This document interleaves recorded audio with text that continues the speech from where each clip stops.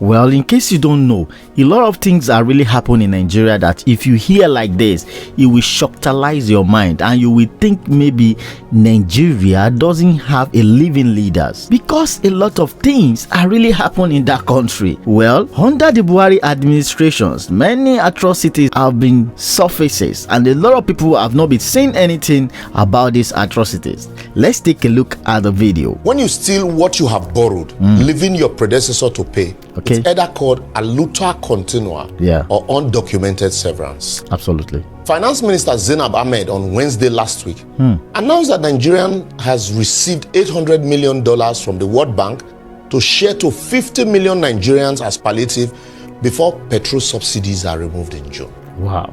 She said this year alone, they have budgeted 3.36 trillion naira for petrol subsidy until mid-2023. Amazing. This is as Sunday Dare, Minister for Sport, said 21 billion naira will be needed to renovate the National Stadium in Lagos. And then, wait for the big one. Aviation Minister Hadi Sirika announced that he had commissioned 10 firefighting trucks for the airport at the cost of 12 billion naira. That's 1.2 billion for one truck. I don't know whether to cry or laugh. Oh my God. No wonder. Both young and old Nigerians are leaving the country in droves because certainly they will feel there's nothing left for them. But the one went off me for all of them. Politicians that are quick to go abroad for minor ailments are legislated to stop Nigerian trained medical doctors from taking a job outside of the country. How you will flog your kids, deprive them of food, go out to eat and then lock the door? Say maybe they no go find food outside. That no be only juju. That is the height of irresponsibility. Anyway, very soon they would legislate, say make embassy they give traveling visas to only them and their families. They hear the smell. Assemblies of non-nationals masquerading as National Assembly. I bet second base, Jerry. So sad. In 2014, during the 2015 general election campaign, Buhari in one of these numerous interviews was quoted to have said, there's nothing like petroleum subsidy in Nigeria. What they call subsidy is fraud. I remember. But in 8 years of his government, he spent trillions of dollars subsidizing the same thing he called fraud. Imagine. Anyway, so sorry, I forgot. NNPC said it's not subsidy, but under recovery. Able English using big grammar to cover ineptitude and fraud. Now, according to them, they have received $800 million from the World Bank to share to 50 million Nigerians as palliative after removing fuel subsidy in June. But please permit me to ask stupid questions. Go ahead.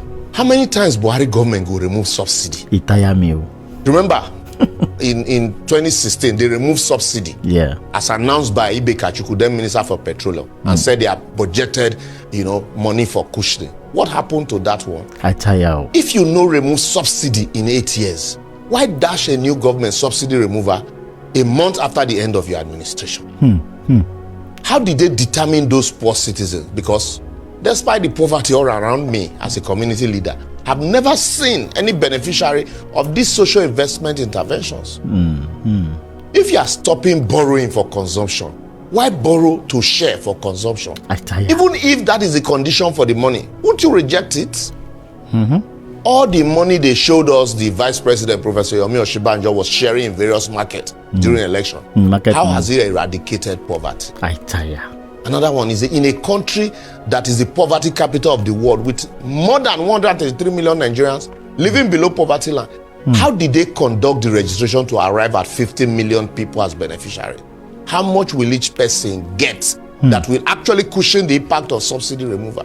The question plenty, just add your own. Instead of make these people tell us say they want to package severance for themselves as they are leaving office, they are deceiving or suspecting citizens with their boju arrangement called palliative cushioning. The same government that refused to share food donated to citizens as palliative during COVID, left the economy on a free fall for 8 years, and then used currency redesigning to push people into hunger, starvation, and death as parting gift. Is now promising to share $800 million to, or if you convert it, 596 billion naira to Nigerians as palliative or subsidy removal, and you believe them, then something must be wrong with you.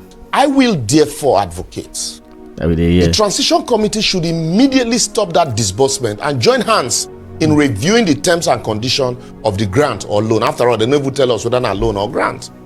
The incoming government should set up their own committee and template for implementing or removing any subsidy, if at all.